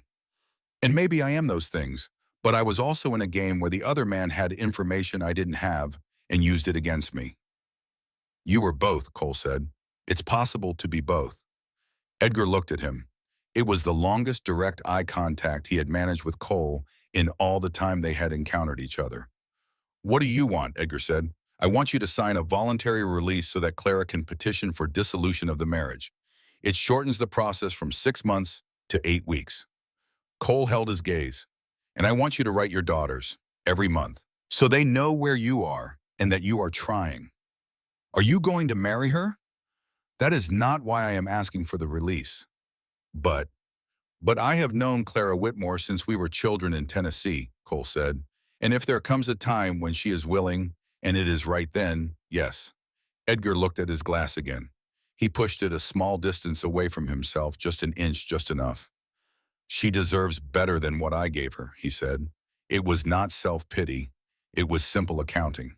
Yes, Cole said. She does, and so do your daughters. Edgar sat with that for a moment. Then he reached into his coat and took out a pencil in the back of an old receipt. Write down what I need to sign, he said. I'll sign it. The night was deep and clear when Cole rode home. The stars were the same vast Kansas stars, same as always, same as every night, indifferent and brilliant. He put his horse up and went to the cabin. The lamp was still lit inside. Through the window, he could see the kitchen, the table, the edge of the stove. Clara was sitting at the table, not doing anything, just sitting with her hands folded on the table surface and her eyes on some middle distance that was not the wall she appeared to be looking at. He came in. She looked up. He sat down across from her at the table where they had sat on the first morning, and he told her about Edgar and the release in the timeline. 8 weeks. He told her about Edgar pushing the glass away. He told her about Edgar asking for paper to write down what he needed to sign. Clara listened. When he finished, she was quiet for a long moment. He needs to know, she said, that his daughters understand. Not that they forgive him yet, just that they understand more than he thinks they do. You could tell him that. Nettie should tell him, she said, when she is ready, in her own words. She looked at Cole. She will be ready before he thinks she will be. I know, Cole said. I've been watching her. Clara looked at him with the look she sometimes had, the look that was taking in something it was glad to see. You have been good with them, she said. They are easy to be good with. Not everyone finds them easy. Not everyone is paying attention, he said. The lamp flickered once in some small movement of air and steadied. From the back room came the even sound of 2 children sleeping, the deep, easy breathing of people who had gone to sleep without fear, without listening for footsteps, without holding part of themselves awake in case something needed responding to. Cole put his hands flat on the table. Clara, he said. Cole, she said at the same moment. They both stopped. Something passed between them in the pause, in the simultaneous reaching toward, and the simultaneous halting something that had been moving toward this moment for 8 days or 18 years, depending on how you counted. Then from the back of the house, a door opened. Nettie appeared in the hallway barefoot with her dark hair loose and her eyes fully awake, not the eyes of someone who has been sleeping, but the eyes of someone who has been lying in the dark thinking and has decided to get up. She looked at the 2 of them at the table. She looked at the lamp. She looked at the way the distance between them was arranged, not close but not far, the arrangement of 2 people who have been maintaining a careful space and are no longer entirely sure they want to maintain it. She said, "Is he going to sign the paper?" "Yes," Cole said. Nettie nodded once with the gravity of someone receiving information that confirms something they have already considered from multiple angles. Then she said, "Are you going to stay, Cole, after everything is sorted out? Are you going to stay by Anu?" The question was simple. It was the simplest kind of question, the kind that sits on top of a very long fall of implication, the kind that a 15-year-old who has been watching everything very carefully asks because she needs to know, not for anyone else, for herself, because her own life and the shape of her future and the things she will or will not be able to count on depends on the answer. Cole looked at Nettie. He looked at Clara. Clara looked back at him, and in her eyes was the same question, dressed in different clothes with different weight, but the same essential question underneath. "Yes," he said, "I'm staying." Nettie took this in. She stood for a moment with her arms at her sides, and then she gave one small nod, the nod of someone who has been gathering data points for some time and has now received the final piece necessary to reach a conclusion. "All right," she said. "Good night." She went back down the hallway. Her door closed softly. Cole and Clara sat at the table in the lamplight, and the crickets went on outside, and somewhere to the north, a coyote called once and went quiet, and the stars continued their enormous indifferent business overhead. Cole looked at Clara. Clara looked at Cole. 8 weeks, she said. 8 weeks, he agreed. That is a manageable amount of time, she said. It is, he said. Neither of them moved. The lamp burned. The voluntary release paper sat on the corner of Cole's table for 2 days before he took it to Edgar. He had written it out himself in the careful, deliberate hand of a man who did not write legal documents often, but understood what they needed to say, and then he had ridden into town and asked Judge Harmon to look it over, and Judge Harmon had read it with his glasses pushed down his nose and made 2 small corrections and handed it back without comment, which Cole took to mean it would do what it needed to do. He waited the 2 days because he was not certain Edgar would be in the same place emotionally that he had been the night at Calloway's bar, the night he pushed the glass away. Men who had been drinking the way Edgar drank did not always maintain the clarity they found in certain moments. The clarity came and went. Cole wanted to catch it when it was present. On the third morning he rode to Dodge City, Edgar was not at Calloway's. He was at a boarding house on the eastern edge of town, a 2-story wood-frame building with a porch that had seen better years, run by a woman named Mrs. Farwell, who rented rooms by the week and cooked supper for her boarders at 6 o'clock and tolerated no loud conduct after 9. Cole found this out from a man sweeping the front walk of the feed store who knew Edgar by sight and pointed him in the right direction without being asked, which told Cole that Edgar had been in Dodge City long enough to become a familiar figure. Edgar answered the knock on his door, looking the way a man looks when he has been going to bed at a reasonable hour and rising at a reasonable hour and eating regular meals and not drinking for perhaps 2 weeks. Not recovered, but the beginning of something that could become recovery if it was given the right conditions and enough time. His eyes had more of their original color back. His face had lost some of its scoured quality. He looked at the paper Cole held out. He read it slowly. Then he went to the small desk in the corner of the room and opened the drawer and found a pencil and signed his name in 3 places where Cole indicated. He handed it back. "I have a job," Edgar said, "at the livery on 5th, mucking stalls, feeding basic care. It is not dignified work." "Most good work isn't," Cole said. "I have not had a drink in 16 days. That's something. It is not enough." "No," Cole agreed, "but it's the beginning of enough." Edgar stood in the doorway of his rented room with his hands at his sides and looked at Cole with the expression of a man who is learning slowly and at some cost to look at things directly rather than sideways. "Tell Nettie," he said. "Tell her I am working. Tell her I know 16 days is not a number that means anything yet. But tell her I know what number I am at." "Tell her yourself," Cole said. "Write it down and I'll make sure she gets it." Edgar looked at him for a moment. Then he went back to the desk and found a piece of paper and wrote for 5 minutes while Cole stood in the doorway looking at the street below. When Edgar handed him the folded paper, Cole put it in his vest pocket without reading it and went back downstairs. He rode home with the signed release in one pocket and Nettie's letter in the other, and the flat Kansas land opened around him in all directions, and the sky was the particular high clear blue that Kansas produced in September when the heat of summer had broken and the cold of winter had not yet arrived, the blue of a country that did not apologize for its scale. Judge Harmon filed the voluntary release the following Monday. The dissolution petition went with it, and the judge told Cole it would move through the process in approximately 8 weeks, perhaps slightly less, given the clarity of the documentation and the absence of any contesting party. Cole rode home and told Clara. She was in the garden, the Southside beds that she had taken over from their abandoned state and turned into something productive in the 6 weeks since she had arrived. There were beans and late squash in a row of herbs along the near edge that she had started from seeds she found at the general store. She was on her knees in the dirt, which she appeared to regard as a perfectly reasonable place to be, and she sat back on her heels when he came through the gate and listened to what he said. When he finished, she looked at the garden bed for a moment. 8 weeks, she said, give or take. She pulled a small weed from between 2 bean plants with the precise economy of motion that characterized everything she did with her hands. And after 8 weeks, he crouched down to her level, which put them at the same height, and he looked at her directly the way he had learned was the only way worth looking at Clara Whitmore, straight and without performance. After 8 weeks, he said, "I would like to ask you something, if you are willing." She looked at him. The afternoon light was coming from the west, and it caught the side of her face, the line of her jaw, the faint lines at the corners of her eyes that had not been there when she was 13, beside a creek in Tennessee, But that belonged to her face now, the way the creek had belonged to the land as part of what the place was. "I think I know what you want to ask," she said. "I think you do too." "Then I think," she said with the careful precision she brought to saying things that mattered, "that I will be willing." She went back to the garden. Cole stood up and went back to the work of the afternoon, and neither of them said anything more about it because some things did not need to be negotiated further.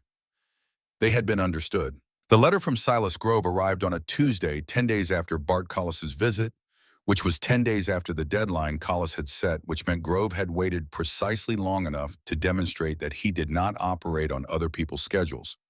It was not addressed to Clara. It was addressed to Cole Reed, property holder, Abilene Township, and it was written on Grove business letterhead in the careful, measured prose of a man who communicated through documents the way other men communicated through conversation. It informed Cole that Mr. Grove was aware of the voluntary release of Edgar Phelps, that he considered this release an action taken in bad faith to circumvent legitimate debt collection proceedings, and that he intended to file a motion in the Topeka District Court challenging both the dissolution petition and the release on grounds of collusion and fraudulent conveyance. Cole read it twice. He handed it to Clara. She read it once. "He's going to argue that you and Edgar colluded to move me out of his reach before the debt could be collected," she said. "That appears to be his position. Is there any legal basis for it? Judge Harmon would know better than I would, but from what I understand, fraudulent conveyance requires showing that the release was executed specifically to defraud a creditor, and Edgar's signature on that document predates any debt action against you personally by several days." Clara set the letter down on the table. She looked at it the way she looked at problems with the clear, unfrightened attention of someone who has decided that things can be understood and therefore can be addressed. "We need to go see Judge Harmon," she said. "Together. Today."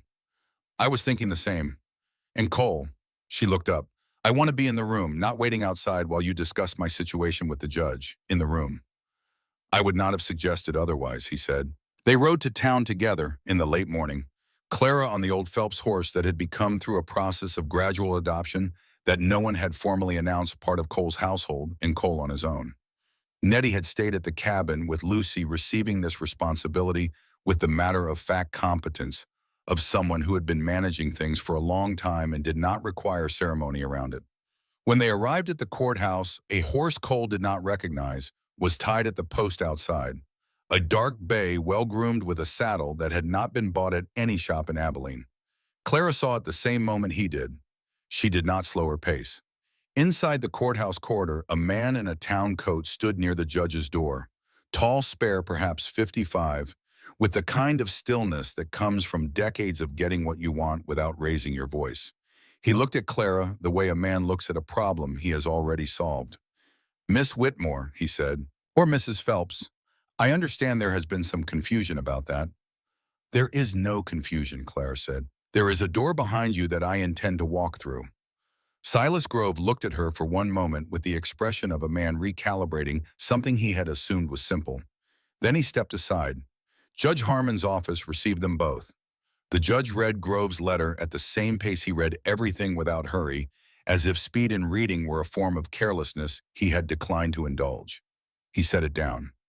"Grove is overreaching," he said. "The fraudulent conveyance argument requires demonstrating that the release was executed with a specific intent of defrauding him. Edgar Phelps signed that release of his own volition, and the debt obligation Grove is attempting to extend to Mrs. Phelps was itself of questionable validity, as she was not a signatory to the original instrument." He looked at Clara over his glasses. "What Grove is counting on is that pursuing this in Topeka is expensive and time-consuming, and that most people in your position would simply capitulate rather than fight it." "I am not most people in my position," Clara said. "No," the judge said. "I can see that." He leaned back in his chair. "There is something else you should know," he said, "about the railroad." Cole looked at him.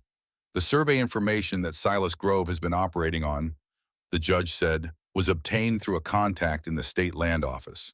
I have known about this for some time. I have been waiting for the appropriate moment and the appropriate circumstance to bring it to the attention of the relevant authorities." He paused. "You have provided me with both the moment and the circumstance." Clara leaned forward slightly. What does that mean in practical terms? It means the judge said that I am going to write a letter to the district attorney in Topeka today outlining what I know about how Mr. Grove obtained his advance information about the railroad route, how he used that information to structure debt instruments against property owners in this county, and the names of the individuals involved. He looked at Clara steadily. It does not mean his ownership of the Phelps land will be reversed. The deed transfer was legal on its face. But it means that Silas Grove will be answering questions in Topeka for the next several months, and men who are answering questions in Topeka do not generally have the attention available to pursue collection actions in Abilene. The room was quiet. Outside the courthouse window, the September street of Abilene went about its ordinary business. A wagon, a dog, two women talking in front of the dry goods store. Clara sat straight in her chair, both hands folded in her lap, and Cole watched her take in what Judge Harmon had said and place it into the architecture of her understanding of the situation the way she placed everything accurately and without sentiment. He'll still own the land, she said. Yes. And when the railroad is announced, he'll still profit from it. Yes, the law as it stands does not prevent a man from profiting from information, even information improperly obtained, as long as the transactions built on that information are themselves legal. But he will be watched. Carefully, the judge said, and by people with the authority to watch.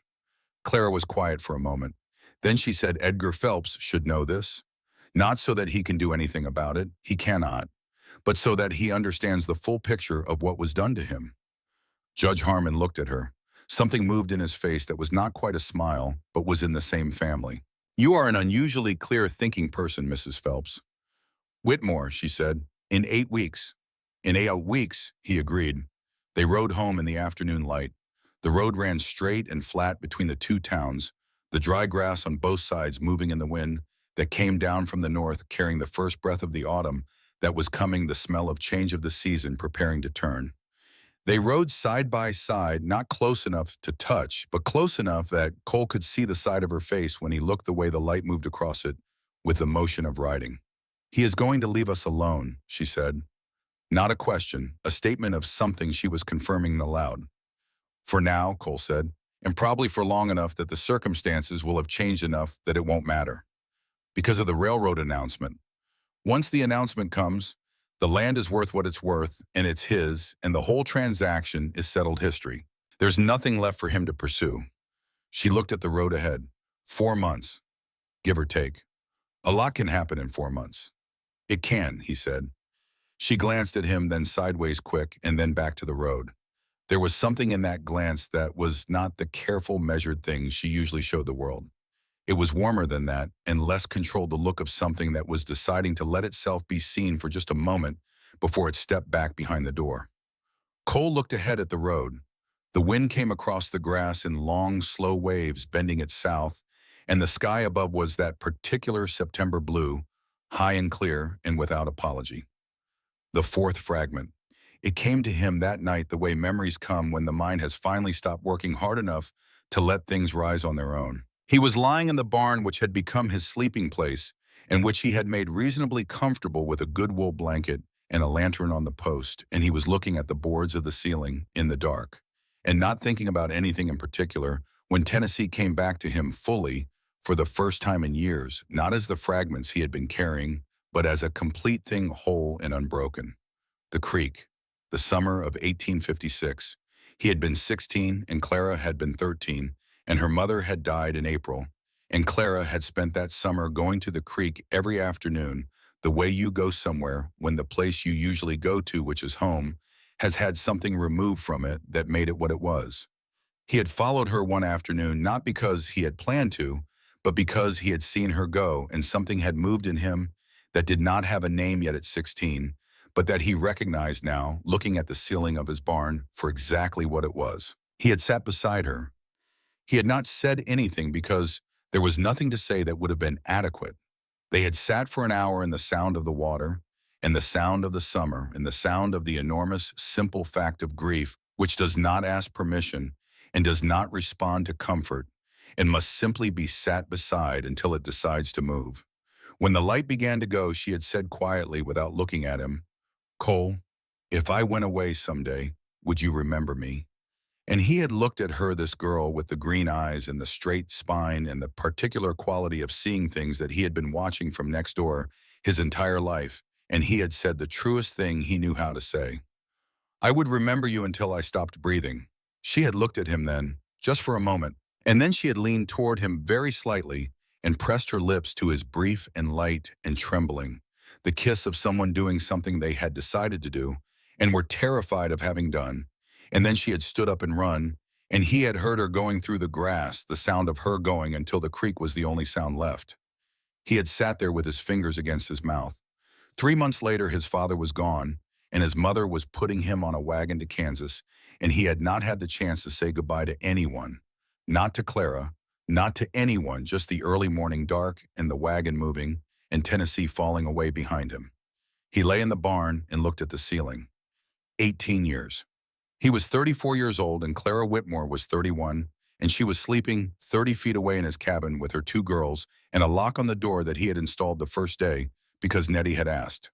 Some things did not resolve cleanly. Some things that were lost stayed lost in the space where they had been shaped you permanently, and there was no undoing that shaping. His wife, who he had loved truly, who he had not reached in time, was gone in a way that nothing would unmake. But some things that seemed lost were only delayed. He closed his eyes. The Kansas night went on around him, the crickets and the wind, in the enormous quiet of the open country. And for the first time in 2 years, Cole Reed went to sleep without writing a letter he was not going to send. He burned the letters on a Sunday morning in October. Clara and the girls had gone to town with the Calloway family, who had invited them for the day, and Cole had the place to himself, which was unusual, and which he had been, he realized, waiting for. He went to the cabin, he went to the bedroom, he reached under the bed and pulled out the tin box which he had not opened since Clara arrived, and he set it on the table and looked at it for a while. Then he opened it. 26 letters. Folded each one with the same care he had folded them when he wrote them over 2 years of Sunday nights and difficult Tuesdays, and mornings when the cabin had been too quiet to manage without writing something down. He read the first one. He read the last one. He put them both back. Then he took the box outside to the fire ring he kept at the edge of the yard, and he built a small fire, and he burned them. Not quickly, deliberately, taking each one out and holding it a moment before he fed it in, because they deserved that much, because the woman they had been written to had deserved more than he had been able to give her, and these letters were the closest he had come to continuing to give something. But she would not have wanted this. He knew that about her. She had been a practical woman, clear-eyed and forward-facing, and she would have read the situation he was in, sitting on a piece of Kansas land, with a woman he had known all his life, and 2 girls who needed stability, and she would have told him to stop writing letters to the dead and start living among the living. He watched the last letter become smoke. He stood there for a while after the tin box empty in his hand. He heard footsteps behind him and turned, and Nettie was standing at the edge of the yard with her own small wooden box in her arms, the one she kept photographs in, and letters from Edgar, and the few things she had saved from the house before they left. She had not gone with Clara and Lucy to town. She had said she wanted to stay and read. She looked at the fire ring and at the empty tin box in Cole's hand. Mama used to say, Nettie said that when you hold on to something too long, you stop having hands for anything new. He looked at this girl, 15 years old with a mother's wisdom coming out of her at unexpected moments, quiet and accurate. Your mother was right, he said. Nettie sat down on the bench near the fire ring and set her own box in her lap. She opened it. She looked at the photograph on top, her mother, a young woman with Nettie's same steady eyes. I am not burning mine, she said. You shouldn't.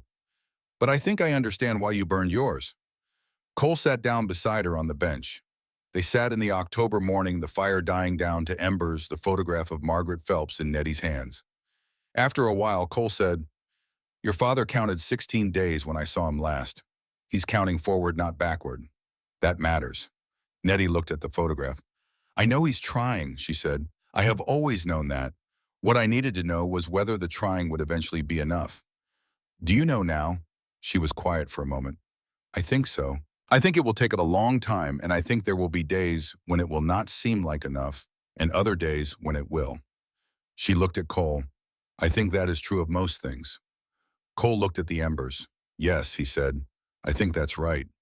Clara's horse came through the gate, a while later the sound of hooves, and then Clara's voice calling Lucy down from the saddle, and Lucy's response, something about a pie that the Calloway children had eaten most of before she could get to it, delivered with the aggrieved specificity of a child who takes pie seriously. Nettie stood up and closed her wooden box. She started toward the house, and then she stopped, and without turning around she said, "Cole." "Nettie, when everything is sorted out, the legal things." She was still not looking at him. "I would like to call you something other than Coles."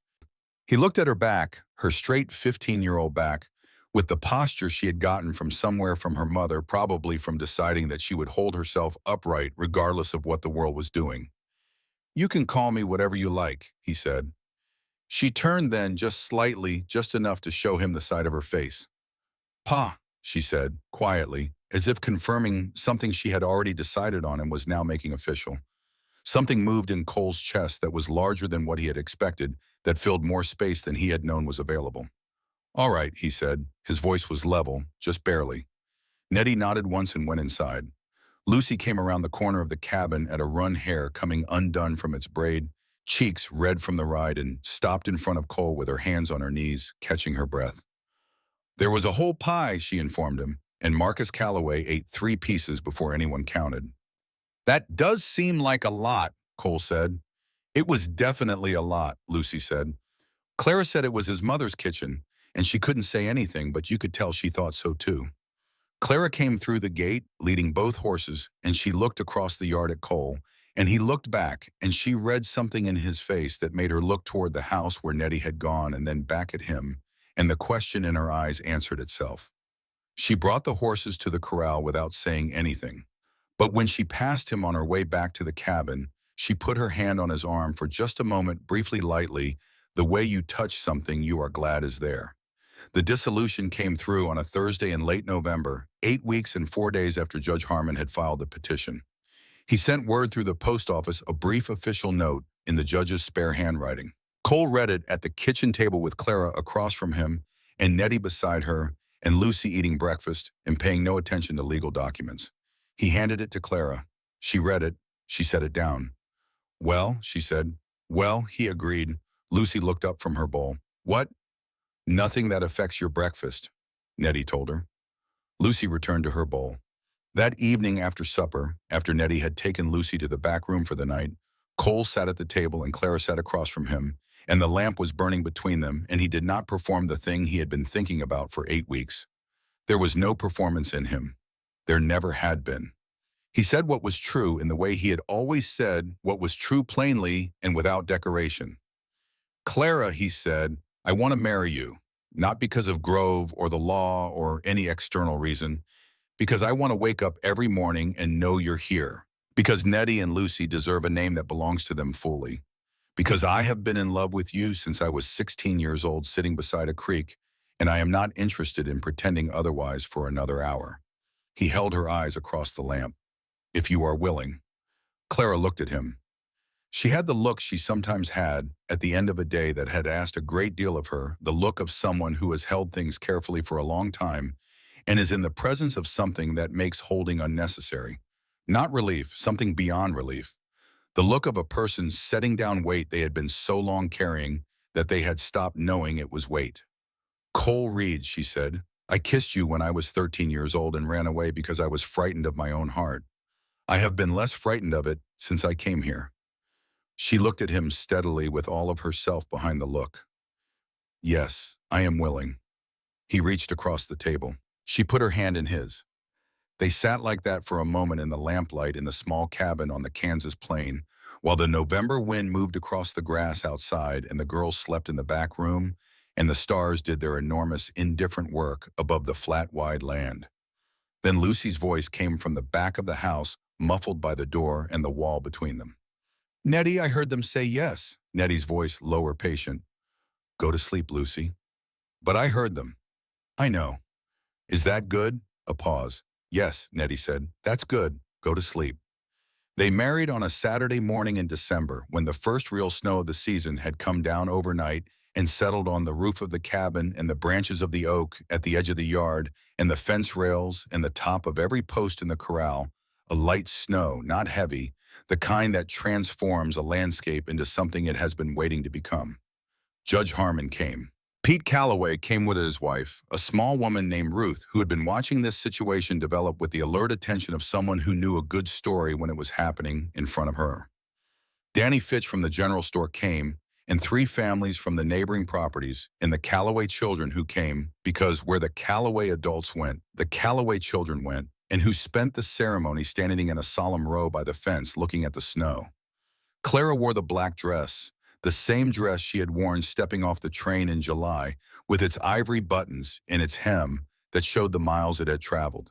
But Nettie had worked on it in the evenings of the preceding 2 weeks, and along the hem, there was now a careful strip of cream-colored ribbon stitched with the small, even stitches of someone who had learned to sew, from someone who knew how, and around the collar, a delicate edging of lace that had come from somewhere in the carpet bag, kept for something worth keeping it for.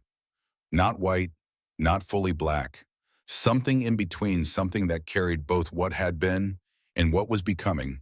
Something that looked like what it was, a life that had not been easy and had not pretended to be, but that had arrived finally at this particular snowy December morning with its integrity intact. Cole wore his blue work shirt and his brown leather vest, the same ones. He had not thought to wear anything else, and in not thinking about it, he had chosen correctly because they were what he was, and Clara had known him long enough to know that. And when she came out of the cabin door and saw him standing in the snow in the clothes he wore every day, she looked at him with a look that meant she understood something exactly. Judge Harmon read the words. Clara said her part in a voice that did not waver. Cole said his in the voice he used for things that mattered, the low, deliberate voice of a man who does not say things he does not mean. When he put the ring on her finger, a plain silver band he had had made at the smithy in town, her hand in his was the hand of a woman who had used it for real things, warm and steady and real itself. Lucy scattered dried marigolds which she had been collecting in a tin since September, specifically for this occasion, a fact she had revealed to no one until she produced the tin that morning with an expression of supreme satisfaction. Most of them went sideways in the small wind rather than down, and Lucy tracked each one with her eyes to see where it landed and appeared to regard the whole affair as a reasonable outcome. Nettie stood beside Clara and did not cry. She stood very straight and very still, and watched everything with the eyes that saw everything. And at one point, when Cole looked at her, she gave him the small nod of someone confirming something they had decided about long ago. Pete Calloway's wife cried for all of them. Afterward, inside the warm cabin, with the food the guests had brought, covering most of the table and the children underfoot, and Pete Calloway laughing at something Danny Fitch had said, and Judge Harmon standing in the corner with the cup of coffee, looking satisfied in the contained way of a man who has contributed to something and is pleased about it. Cole stood beside Clara and they looked at the room. "This is a great deal of people," she said. "It is," he said. "I have not had this many people in a room in quite a while." "How does it feel?" She thought about it honestly. "Loud," she said. "Good, loud and good." He looked at her profile. The December light through the window was thin and white, the light of winter, and it fell across her face and showed him all of it, the lawns and the steadiness and the intelligence. And the thing underneath all of that, which was simply her Clara, the person she had been beside a creek at 13, and the person she was now at 31, in a black dress with cream ribbon on the hem, the same and profoundly different in his. Ruth Calloway appeared at Clara's elbow with a second cup of coffee and the expression of someone who has a question they have been waiting for the right moment to ask. "Where did you two meet?" she said. "Pete says you knew each other before all this, but he wouldn't say more." Clara looked at Cole. Cole looked at Clara. "Tennessee," Clara said, "a long time ago." "How long?" 18 years, Cole said. Ruth looked between them with the experienced eye of a woman who has been reading situations for a long time. "And you just found each other again here?" "At the depot," Clara said, "in July." "My goodness," Ruth said. "Yes," Clara agreed. Ruth took herself off to share this information with Pete, which she clearly intended to do at the first opportunity, and which Pete would receive with the expression of a man who knew it already, but was glad to have the full version confirmed. The letter from Edgar arrived in late January, when the hard cold of the Kansas winter had settled in, and the cabin was warm from the stove, and Nettie had taken to sitting closer to the lamp in the evenings to make the most of the light for reading. It came from St. Louis, Missouri. The handwriting was steadier than it had been before, cleaner, the handwriting of a man who was taking care with what he wrote. Clara handed it to Nettie without opening it. Nettie opened it. She read it. She was quiet for a moment, and then she looked up. "He has a position," she said, "at a horse operation outside St. Louis. He says he is at 53 days. 53 days without drinking," Lucy said, looking up from the floor where she had been drawing on the back of an old receipt with a stick of charcoal. "Yes," Lucy counted on her fingers. "That's almost 2 months." "It is, Nettie said. "Is that good?" And Nettie looked at the letter. Something moved in her face, something quiet and not simple, the expression of a person receiving information they had been waiting for and finding that receiving it is different from what waiting for it felt like. "It's real," she said. 53 days is real." She folded the letter carefully and put it in her wooden box with the photograph of her mother and the other things she kept. Lucy returned to her drawing. Clara looked at Cole across the room. He looked back. The stove ticked and settled. The wind outside moved across the snow in the yard, reshaping it into the low, smooth drifts that Kansas wind specialized in, patient and constant and indifferent to the preferences of the things it moved. "He should know," Clara said, "about the railroad announcement. It came last week." "I know. He should know that what happened to him was not only his failure. He should have the full picture." Cole nodded. "I'll write to him. Tell him what Judge Harmon found. Tell him about Grove." She looked at her hands. "He cannot get the land back, but he can know the truth about how he lost it, and that is worth something." "It's worth a great deal," Cole said. She looked up. "Yes, it is."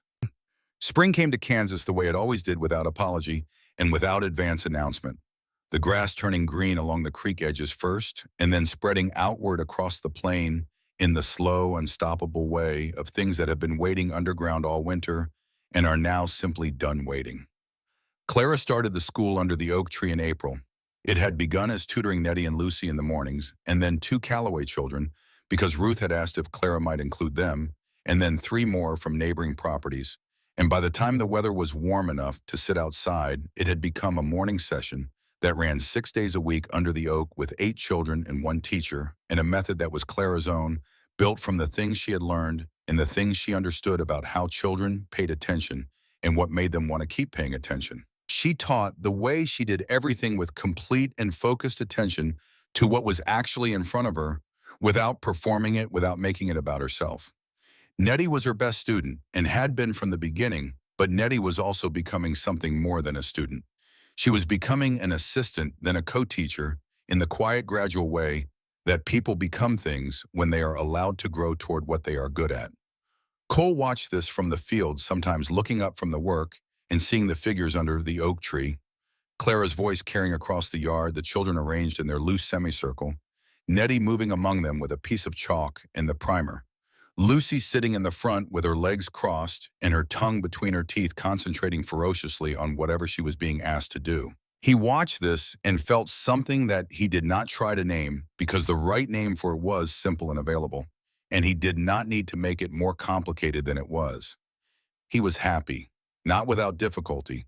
The land was hard and the work was constant, and there were mornings when the weather did not cooperate, and afternoons when something broke that needed not to break, and evenings when the accounts on the paper in front of him required more creativity than, strictly speaking, the numbers allowed. None of that had changed, but he was happy in the way that people are happy when they have stopped fighting the current and started swimming with it, when the life they are living has become continuous with the person they actually are, rather than running alongside it at an angle. On a warm May evening, with the last of the light going pink over the western horizon, and the garden showing the first green of the things Clara had put in the ground 2 weeks before she came out of the cabin and stood at the edge of the porch, Cole was repairing the gate latch, a small job he had been meaning to get to for a week. He had the gate open and was working the mechanism with the focused patience of a man who does small repairs the same way he does large ones, completely, until they are done correctly. "Cole," she said. Something in the way she said it made him stop what he was doing. He set down the tool. He came to the porch. She was standing with both hands rested against her abdomen, and her face had the expression of someone who has just received information they have been quietly waiting for without quite admitting to themselves that they were waiting for it. He stood in front of her. She took one of his hands and placed it where hers had been. He stood very still. "Winter," she said. "We'll need to think about a cradle before winter." The world did not do anything dramatic. The light continued going pink in the west. The garden continued being a garden. The gate latch he had set down continued being a gate latch waiting to be finished. Cole pulled Clara toward him and held her one hand on her back, and she put her face against the side of his neck, and they stood there for a moment in the May evening, while the Kansas dusk came down around them. "I'll make a good one," he said into her hair. "I know," she said. From inside the cabin came the sounds of Nettie and Lucy in the ordinary business of the evening. Nettie's voice patient, and even Lucy's voice asking something that required a long answer, the small percussion of the household going about its life. Cole held his wife in the evening light, 3 wooden boxes. He thought about them that night, lying in the room that was now their room, listening to Clara breathe beside him in the deep, steady rhythm of exhausted sleep. The tin box under the bed that was empty, now emptied by fire, the letters gone to smoke, and the box cleaned and waiting for something new to keep in it. Nettie's wooden box with its photograph and its letters from Edgar and the things she had kept from the house before they left. Clara's small box, the one that had been in the bottom of the carpet bag since July, the one Cole had seen her take out one evening and hold for a while without opening, the one she kept her mother's silver sewing needle, in the needle her mother had used for everything, and that Clara had taken when everything else was gone because it was small enough to take. 3 boxes, 3 people keeping what they needed to keep, 3 different things being held. He had thought when he burned his letters that he was emptying something. He understood now that he had been making room, that the act of letting go of the past was not the same as losing it, that the creek in Tennessee in the summer afternoon and the girl who ran through the grass were still part of him, had always been part of him, would always be, and that burning the letters had not changed, that had only changed what he did with it. He was not carrying it anymore. He was living from it. James Cole Reed came into the world on a December night the following winter during a snowstorm that rattled the cabin windows and sent drifts against the door 3 feet high by morning. Cole did not leave Clara's side. Nettie, who had turned 16 in October and who had the calm, practical capability of someone much older, had prepared everything that needed preparing and did what needed doing with the quiet efficiency that characterized her in all situations. And when it was over, she stood beside the bed and looked at the small, red-faced, urgent creature in Clara's arms with an expression that Cole had not seen on her before, an expression of uncomplicated wonder, the expression of someone encountering something that exceeds what they had prepared themselves to feel. Lucy, who had been awake in the doorway through most of it and had been not quite managing to stay quiet about various things she observed, came forward when Nettie gestured and looked at the baby with the comprehensive focus she brought to things that genuinely interested her. "He's very red," she said. "He'll be less red soon," Nettie said. "He's also very small." "He'll be less small soon," Nettie said. "What's his name?" Cole looked at Clara. Clara looked at Cole. "James," Clara said. Lucy considered this. "James is a good name," she said with the authority of someone who had opinions about names and did not mind sharing them. "It's better than Biscuit." "Almost everything is better than Biscuit," Nettie said. "The hen is named Biscuit," Lucy informed Cole in case he had forgotten. "I remember," Cole said. He was sitting beside the bed with his son in his arms, and he was looking at this small, complete person who had not been in the world yesterday and was in it now, and he was feeling the thing that no one had ever found adequate words for, the thing that happens to a person when they are holding a life they had a hand in making, the terror and the tenderness and the bone-deep understanding of what the word responsibility actually contains. James opened his eyes, dark, unfocused, not yet seeing what was in front of him, but open. Cole looked at him. "Hello," he said quietly. "We've been waiting for you." Edgar's letter came the following March when the snow was going and the first green was appearing along the creek edges.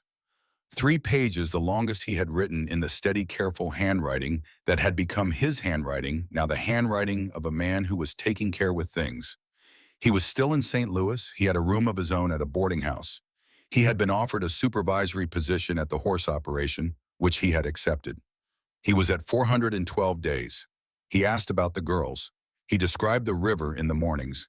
He said he had started going to services on Sundays, not because he had been told to, but because the hour of it was useful to him, gave him somewhere to put certain things he was still working on putting somewhere. At the end of the letter, he had written in the slightly different handwriting of a man setting down something he had rewritten several times. I know what Grove did. Reed's letter explained it clearly. I want Nettie and Lucy to know that I understand now that I was not only a man who failed at things, I was a man who was set up to fail at a particular thing at a particular time by a man who had more information than I did and used it against me. I should have been smarter. I should have been stronger. Those things are also true. But I was not only weak, I would like them to know that.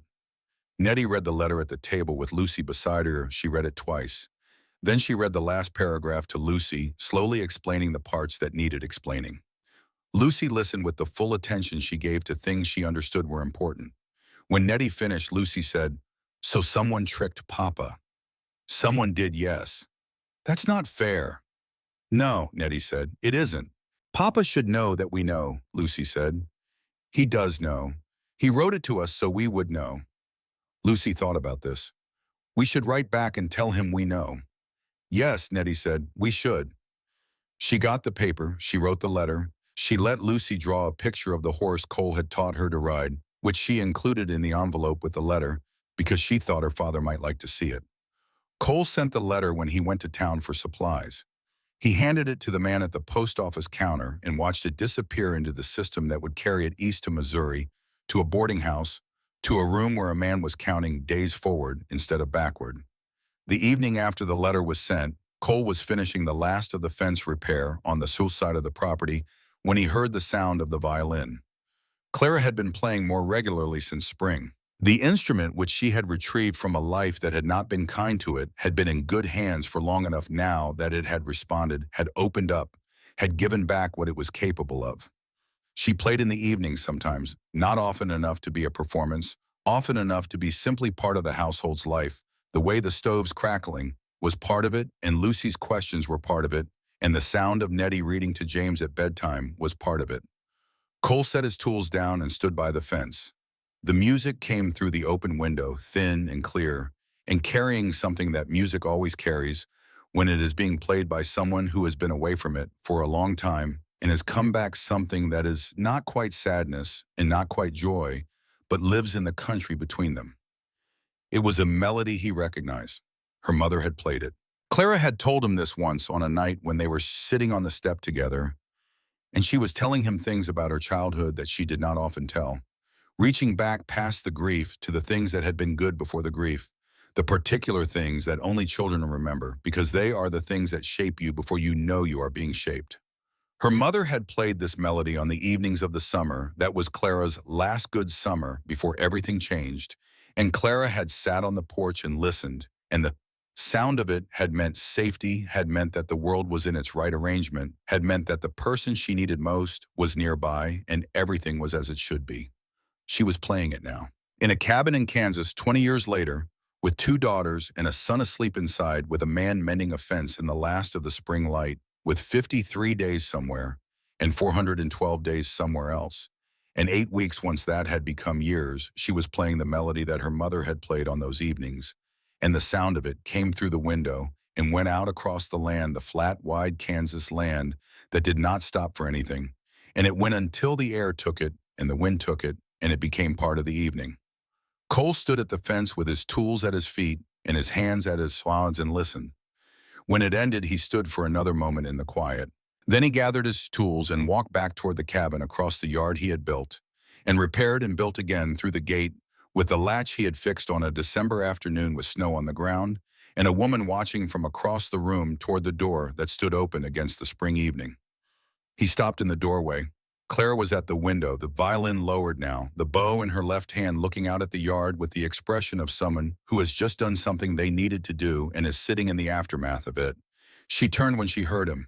They looked at each other across the room, across the lamp and the table, and the ordinary objects of an ordinary evening, across all the distance that had been between them in years and miles, in the many turnings of a life that neither of them had planned for, and both of them had arrived at anyway. She would have liked this place, Clara said. Her mother. She did not need to say who. I think so. Cole said. She would have liked you. He came inside. He closed the door behind him. The spring night settled around the cabin, and the stars came out over Kansas the way they always did.